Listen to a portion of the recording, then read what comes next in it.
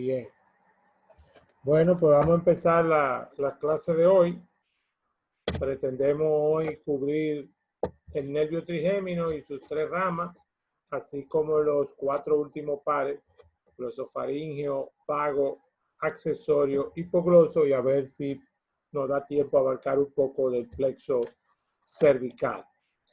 Como ya habíamos estado hablando en clases anteriores, el nervio trigémino es un nervio mixto, sensitivo motor. Tiene su origen en ese ganglio que vemos acá, que es el ganglio de Gasser. El ganglio de Gasser, ganglio semilunar, ganglio trigeminal, es el ganglio de origen de las células que van a dar origen a la fibra sensitiva del nervio trigémino. Este ganglio, recuérdense que está ubicado en la fosita del ganglio de Gasser, en la cara anterosuperior del peñasco o porción petrotimpánica del temporal. Y como ustedes ven, él se divide en tres ramas, que son los tres nervios que dependen del trigémino, que son obviamente los nervios oftálmicos, maxilar, mandibular. Y esta pequeña que ustedes ven acá, esa es la rama o raíz motora del nervio trigémino. Y esa raíz motora se une al nervio mandibular o maxilar inferior. De tal manera que aunque el nervio trigémino es un nervio mixto, su rama oftálmica y su rama maxilar son 100% sensitivas. Y realmente la única que es mixta o sensitivo motora es la rama nervio mandibular. De tal forma que todos los músculos que pertenecen al territorio de inervación del nervio trigémino son del nervio mandibular, porque es la única que tiene ramas motoras. O sea, toda la raíz motora, todas las fibras motoras del nervio trigémino van a irse con el nervio mandibular. En este ganglio que están las células de todas las fibras sensitivas del nervio trigémino. Una prolongación hacia la periferia para recoger la sensibilidad y una prolongación hacia el tallo cerebral para ya introducirse en los núcleos de origen de este nervio, que es por mucho obviamente el nervio más importante para los estudiantes de odontología. De tal manera que, como vemos acá, aquí está el origen aparente de este nervio. Aquí está, en lo que toda esta zona aquí, ¿verdad? De la protuberancia. Y en los núcleos masticatorios que están en el espesor de ese tallo cerebral, hay un núcleo masticatorio principal en la protuberancia y un núcleo masticatorio accesorio un poco más arriba en el mesencéfalo, que son los que dan el origen real a la fibra de este nervio. Y la distribución sensitiva de este nervio, miren aquí nuestro ganglio de Gasser nuevamente en este esquema, en verde lo que pertenece al oftálmico, en ese color amarillo subido lo que pertenece al maxilar y en azul lo que pertenece al nervio mandibular. Ya veremos imágenes un poquito más esquemáticas, pero si ya nos fijamos aquí, todo lo que tiene que ver de la órbita y la raíz de la nariz hacia arriba, esa sensibilidad de toda esa piel le pertenece al nervio oftálmico. La sensibilidad de la piel entre la órbita y la cavidad bucal, tomando los dientes superiores y el párpado inferior y el ala nasal, le pertenecen al nervio maxilar. Y ya la parte de los dientes inferiores, la piel que cubre toda la cara debajo, ¿verdad? De la cavidad bucal y la parte de la piel que cubre la fosa temporal, le corresponden al nervio mandibular. Eso es para que nos vayamos haciendo una idea de la distribución sensitiva de las tres ramas de este nervio. Ya iremos explicando poco a poco qué ramita le llega a cada una de estas porciones. Recuérdense que si hay algún músculo que pertenece al territorio de inervación del trigémino, es del nervio mandibular, porque todas las fibras motoras del trigémino se van al nervio mandibular o maxilar inferior. Aquí tenemos nuestro ganglio nuevamente. Estas son las tres ramas y esta es la parte que va hacia el neuroeje, ¿no?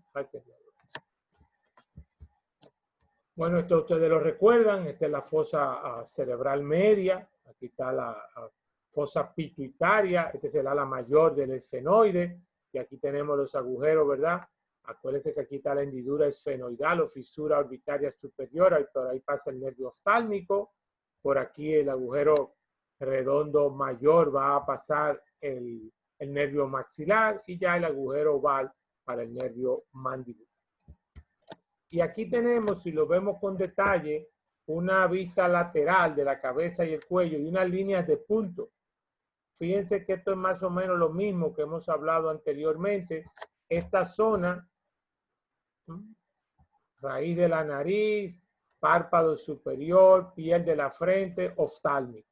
Entre la órbita, el ala nasal, labio superior, maxilar. Y ya toda esta zona, incluyendo la fosa temporal, como si fuera una herradura, mandibular. Toda esta parte que está aquí le pertenece al plexo cervical, que ya hablaremos un poquito más adelante. Y bueno, esta quizá es la foto, el dibujo de Netter más claro que hay sobre la inervación del trigémino. En verde, la inervación, la zona de inervación del oftálmico. En azul, la zona de inervación del maxilar. Y en rosado, la zona de inervación sensitiva del nervio mandibular. Todo eso es inervación sensitiva, piel y mucosa. Vamos a ver entonces un poquito del nervio oftálmico con detalle. Recuérdense que el nervio oftálmico es uno de los, miren aquí el ganglio de Gasser, que bien se ve, sus tres ramas, oftálmico, maxilar y mandibular, cada uno pasando por su agujero.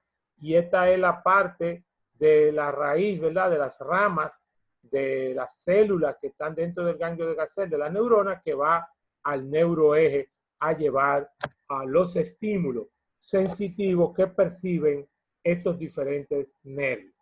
Recuérdense que el nervio oftálmico es uno de los nervios que va por la pared lateral del seno cavernoso. Y este nervio oftálmico va hacia la cavidad orbitaria. Entre paréntesis, yo le había comentado que los nervios sensitivos nacen fuera del neuroeje y van hacia el neuroeje, hacia el tallo cerebral. Y los nervios motores nacen en el tallo cerebral y van a llevar la respuesta que el organismo determina. Pero cuando Rubiel y los anatomistas clásicos tuvieron que discutir y analizar los nervios mixtos, pues tuvieron un pequeñito problema. ¿Los describo hacia la periferia o los describo hacia el neuroeje? En el caso del libro de Rubiel, los nervios mixtos están descritos desde el neuroeje hacia la periferia. De tal manera que para no complicarlo pedagógicamente, vamos a seguir ese modelo de descripción, pero recuérdense que si el nervio oftálmico es un nervio sensitivo, es al revés. Él va a tomar la sensibilidad en la parte periférica y la va a traer al ganglio de Gasser y de ahí va al neuroeje. Pero para no alterar, vuelvo y le digo, el aspecto pedagógico y la descripción del libro de Rubiel, los vamos a describir en el mismo orden y luego analizamos cualquier tipo de duda. Entonces este nervio oftálmico va en la pared lateral del seno cavernoso, que aquí no se ve en este dibujo, penetra a la cavidad orbitaria por la hendidura esfenoidal. Recuérdense que el conducto óptico es solamente para el nervio óptico y la arteria oftálmica. Entonces los nervios motores del ojo, las venas oftálmicas y el oftálmico, el nervio oftálmico, por la hendidura esfenoidal.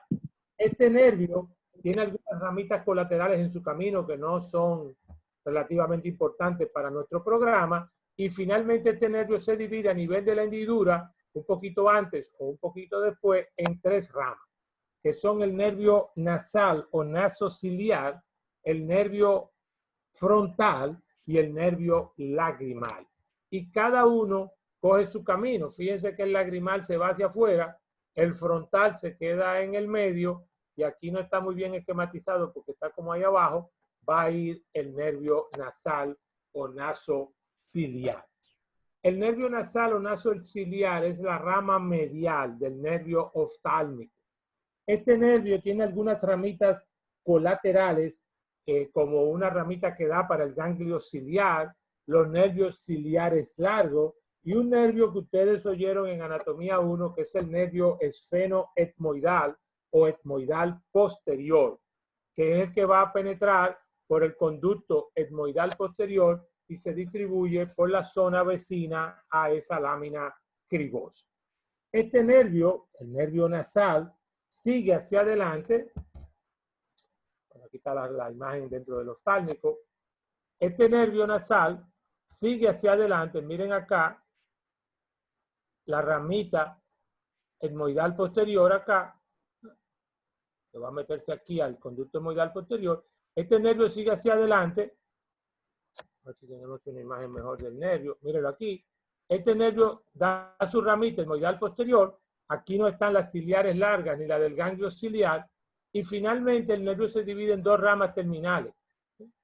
Esta rama, que es la etmoidal anterior, es la rama que penetra por el conducto etmoidal anterior, llega a la vecindad de la lámina cribosa, toma uno de los agujeros de la lámina cribosa y entra a las fosas nasales. Dentro de las fosas nasales, este nervio se divide en dos ramas. Una ramita medial, que es la ramita que va a ir a tomar sensibilidad de la mucosa del tabique nasal, de la parte anterior, y una ramita lateral que va por la cara posterior de los huesos propios de la nariz y es la que vemos en la imagen tomando la sensibilidad de la raíz y el dorso de la nariz. La otra rama terminal es el nervio infratroclear, que sigue el trayecto de la arteria oftálmica. Nervio oftálmico, dos ramas terminales, el etmoidal anterior y el infratroclear. El infratroclear sigue su trayecto hacia adelante, acompañando la arteria oftálmica y va a tomar sensibilidad de la raíz de la nariz, de la piel del espacio interciliar y de las vías lagrimales. La otra rama del nervio oftálmico es el nervio frontal.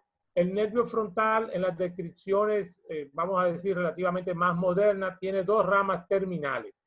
El supratroclear, que lo que va es anastomorzarse con el infratroclear, y el nervio frontal, ¿no?, que es el nervio supraorbitario. Ese nervio supraorbitario, supratroclear y supraorbitario, el supraorbitario va a dar dos ramas terminales. La rama frontal externa y la rama frontal interna. Acuérdense que esas ramas son las que cruzan por las escotaduras frontal interna y frontal externa o supraorbitaria y van a tomar la sensibilidad de la piel de la frente.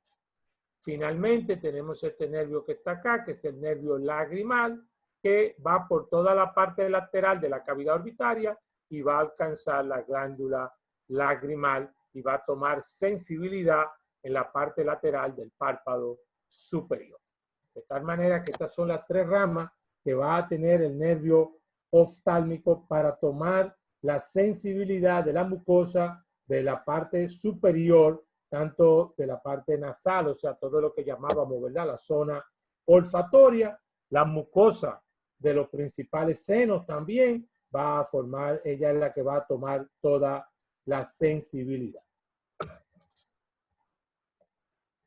Eso es en cuanto al nervio oftálmico.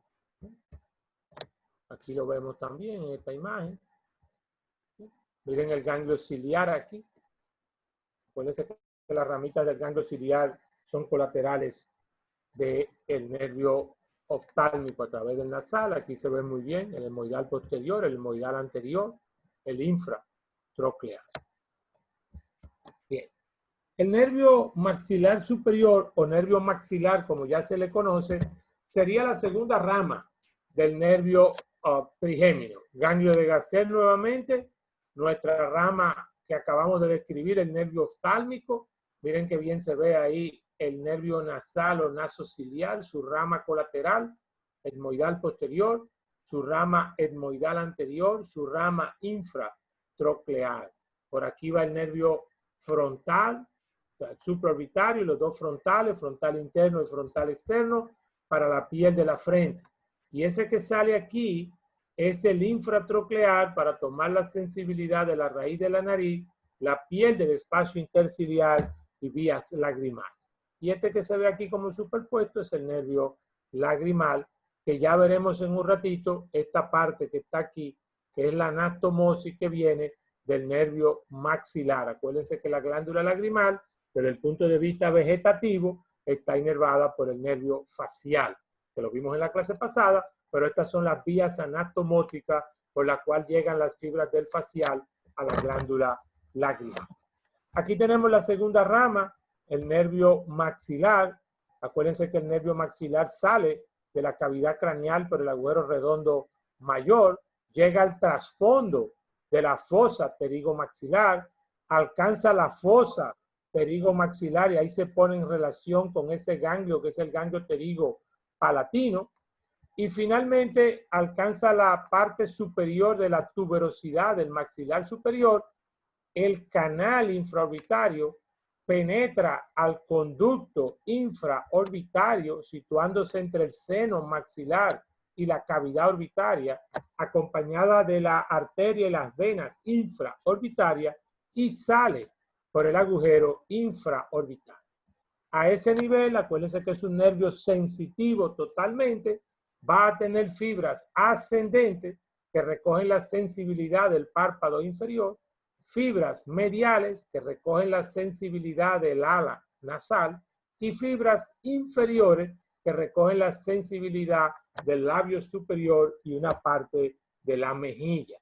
Como les explicaba ahorita, si usted se pone la mano en esa zona, el organismo lleva ese estímulo por la vía del maxilar al ganglio de Gasser y de ahí a través del trigémino hasta el tallo cerebral para ser percibido lo que usted está tocándose en la cara.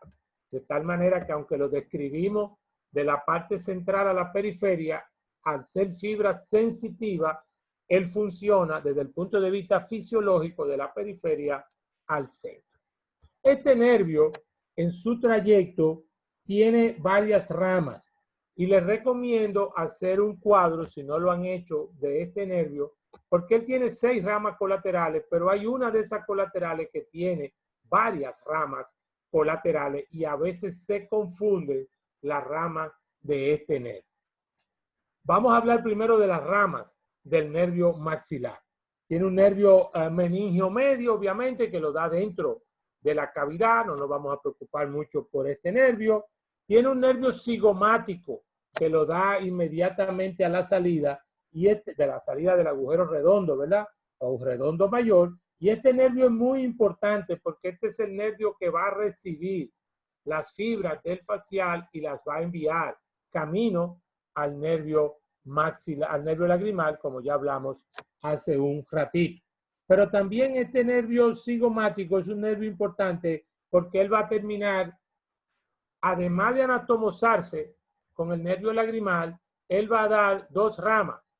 La rama temporofacial o cigomático facial y la rama cigomático temporal, perdón. La cigomático facial y la cigomático temporal. La cigomático facial va a inervar, a tomar la sensibilidad de la zona vecina a los pómulos, y la cigomático temporal de la zona que nosotros llamamos la sien, o sea, la parte temporal, pero más anterior, más cerca acá de la órbita. Este nervio tiene también un nervio pterigopalatino, que es el que está asociado al ganglio pterigopalatino, del cual se desprenden varias ramas laterales, que vamos a ver ahora. Y finalmente, él tiene los nervios alveolares, alveolar superior posterior, alveolar superior anterior y el alveolar superior medio, que es un nervio para Rubier inconstante, para los anglosajones siempre existe. Entonces, los nervios alveolares superiores posteriores entran por los agujeros de la tuberosidad del maxilar superior o maxilar, los agujeros obviamente y conductos alveolares superiores posteriores, y van a las raíces de molares y premolares, formando a ese nivel toda una red de anastomosis que se conoce como el plexo dental. Por eso no hay anestesia troncular en la arcada dentaria superior, dentro de la cavidad bucal. Para usted dar una anestesia troncular de los dientes superiores, tiene que irse a la región pterigo-maxilar, porque aquí no hay un solo nervio, como veremos en los dientes inferiores, sino que aquí hay un plexo. Este sería más o menos la imagen del alveolar superior medio, que debería venir desde acá, y este es el alveolar superior anterior para canino e incisivo superior. Como ustedes se fijan, hay anastomosis entre uno y otro. Para fines didácticos de nuestro programa, el plexo dentario está formado fundamentalmente por ramificaciones y anastomosis del nervio alveolar superior posterior, pero no podemos decir que no hay anastomosis con el anterior, porque sí las hay con el nervio alveolar superior anterior. Entonces, para fines de resumen, en el esquema que estamos haciendo, el nervio maxilar tiene 6 ramas colaterales. El nervio meningio o ramo meningio, el cigomático, el pterigo palatino y los 3 alveolares: superior anterior medio, superior posterior y superior anterior. Como ya le había dicho, el nervio pterigo palatino también tiene varias ramas colaterales, y ese tienen que hacerle como un cuadrito aparte a ese nervio para que no se le confunda las ramas del pterigo palatino con las ramas del nervio maxilar. Este pterigo palatino tiene ramos orbitarios, tiene los nervios nasales superiores posteriores, que son nervios que van a ir a la toma de la sensibilidad de los cornetes superior y medio. Tiene el nervio nasopalatino, ya lo hemos mencionado muchas veces, ese es el nervio que va tomando la sensibilidad del tabique nasal y que toma parte de la sensibilidad de la parte anterior de la bóveda palatina. Tiene un nervio faríngeo que va a tomar inervación de la mucosa faríngea, y tiene los nervios palatinos menores y mayores, o sea, anteriores y posteriores. Recuérdense que el nervio palatino mayor es prácticamente el principal nervio en la toma de sensibilidad de la bóveda palatina. Decimos el principal porque es el que tiene mayor territorio, pero el nasopalatino toma la parte anterior, el palatino mayor la mayor parte, y los palatinos menores la parte que corresponde a la mucosa del velo del paladar. Aquí tenemos diferentes imágenes de lo que corresponde a los nervios. El ganglio pterigo palatino siempre acá. Miren aquí la entrada. Okay, ese es el agujero esfeno palatino. Y aquí, bueno, tenemos parte de la entrada de los nervios que van al cornete superior y medio. Este es el olfatorio, que ya lo habíamos visto. El hemoidal anterior, acuérdense que le dije que tiene unas ramitas que van al tabique nasal y a la parte posterior de los huesos propios de la nariz. Y aquí vemos muy bien el naso palatino, una rama, como ya le expliqué, del ganglio, del nervio pterigo palatino. Va a tomar sensibilidad de la mucosa del tabique nasal, viene de arriba hacia abajo, penetra por el conducto palatino anterior o incisivo y toma parte de la sensibilidad, pero en la zona más anterior de la bóveda palatina.